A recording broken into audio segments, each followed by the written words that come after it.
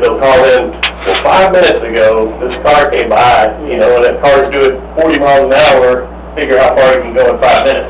So if I actually have a license plate and you do locate them, what actually happens to that speed? If we catch them speeding, they'll get citation. And if you don't see it, nothing, right? They have to see them, because they take that ticket to court, that the officer that's up to the state prove that that offense took place. Either they've got them on radar, or they paced them, or whatever means that they have, that they can present to the court to show that they were speeding. Just driving by, you won't know. You can tell, probably, but you can't tell whether they're going 35 or 37 or 40, or you have to have some way of legally defining that for the court to understand and to hold them accountable.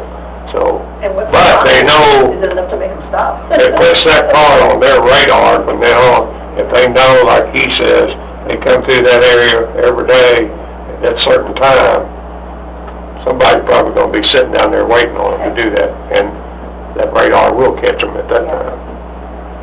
Being able to find that based off of the bracket system.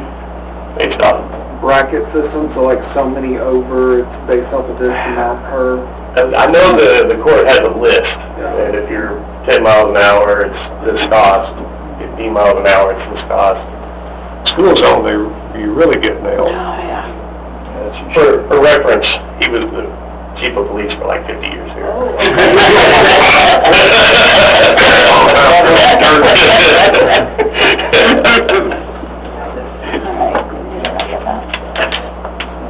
Anybody else on this?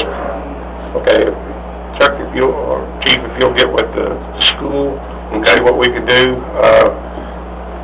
To the family that's here, on behalf of the city, we feel and you know, words, we just can't express the sincere, heartfelt things that you're going through. We've all lost family members. I would say that the DA's office has, I guess they still have the advocates that help with the families. This is a process now. In this case, what happens is that the police department does do their investigation. They hand it off to the district attorney's office. District attorney will then look their case over. It'll then go to the grand jury. If the grand jury indicts, which in this case I'm sure they will, then it'll be set on the trial docket, and y'all should be notified about when each of those court appearances are. So at that time, believe me, the prosecutors and the judges take note of the people that are sitting in the audience, and that's the time to certainly be there and show that your support for justice. I'll put it that way. Okay. For those that came, I appreciate y'all taking time out, coming down here and bringing this before us. We're going to work on it. We'll have city staff work on it to do what we can do. Again, we're limited to what some of the things we can do, but there's been some examples brought up here about what might help, and we'll certainly try to move that and do the best we can to stop this. With that, we're going to move on to item number 9. Discussion and or action on request from, is it Alejandro Ramirez? Alejandro Ramirez. I can't roll my tongue like that. So, and just so y'all know, we're going to continue our meeting. Y'all are free to stay, we're welcome to stay, but it will not hurt our feelings if you decide to.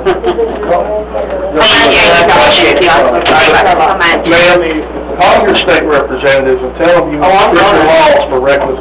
You call it whatever you want to call it. That's how I got my ex-husband's benefits through for VA. It's just They're the ones that make the laws that we have to enforce.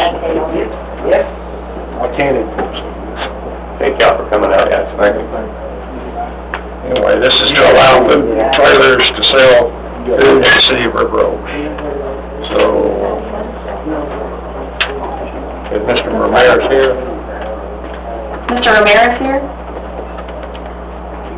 No? Mr. Ramirez, anyone out there?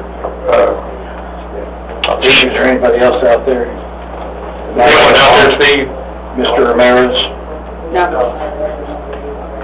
I don't know what, Marvin, do you want to? He asked to be put on the agenda. I did email him back like he wanted to and gave him some of the facts that you have written here, but I never heard back from him. Well, we want to just pass this to... Yes. Okay. All right, we're going to go on to item number 10. Consider approval to enter an agreement with Tyler Technology for the ERP Pro 9 Customer Relationship Management Suite or Utility Access Bundle for billing and payments. And I guess it's Blythe here. Blythe is. I can start it out if Okay. he's not available. Paula, Blythe, and I have been talking to Tyler about this system, which is a system that many of our customers have asked us about. A system that they can get on at any time, see their account, they can even do service orders. And looking at what it does and what it accomplishes, and the fact that our credit card machines are out of date at this time, has led us to look into this, and Blythe can go into more detail about it. I just don't go away, do I? So, as Marvin was saying, our credit card machines right now are not PCI compliant, which can leave us up to fines if something were to happen as far as, you know, someone's card getting run that shouldn't be run, that kind of thing.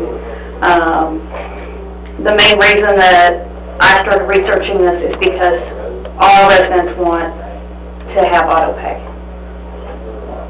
I know certain ones of you here also mail in checks. They go from your bank and they get mailed to us. They go to a clearinghouse first. So you put your check in this day, and then by Friday it's at the clearinghouse. And then somewhere in there it gets mailed to us, and then it goes through the post office, and we may or may not get it. Or it may be after it's already late. So you know it was sent out this day, and you call me because it shows it in my bank this day. Well, we didn't get it till this day, I'm sorry. You'll be able to, with this app, you can pay with a check, it's $1.95. Kind of worth the cost if it saves you the aggravation of having to wait for your check to get to us. You can do everything with this app. I don't know if y'all kind of looked at it a little bit. You can view your consumption, you can view your bill. It knocks down on the residents having to call us and ask the questions because they're going to have it right there, which is something they prefer anyway. They can also create service orders.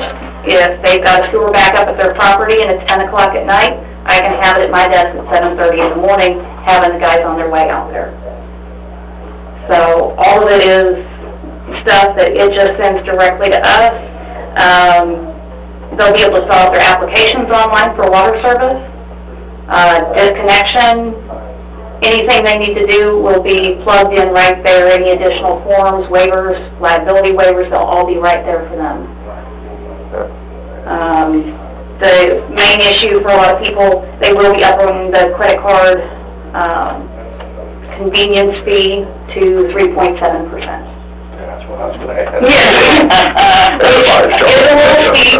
Yeah, everybody does. Yeah. Then are they charge extra? Yeah. And Even some of the restaurants yes. are doing it. Fort Worth doesn't charge that. Well, actually, they do. They build it into your bill. Right. So, I mean, we try not to hide anything from the residents here. Yes, the fee is there. And it gets charged to the people who have the convenience of paying online. And we don't know with upgrading our system if it wouldn't go that high anyway. Right. It'll probably go to at least 3.5. Yeah. Make it all these other benefits with this is what's so good. Because the issue... Receive a bill online and pay it online. Yes. At the same time. Yes. And I would pay what fee would I pay to do that? You'd pay the 3.7%, or you would pay the $1.95 if you did an e-check. So if it's the e-check, it's still going to the bank and coming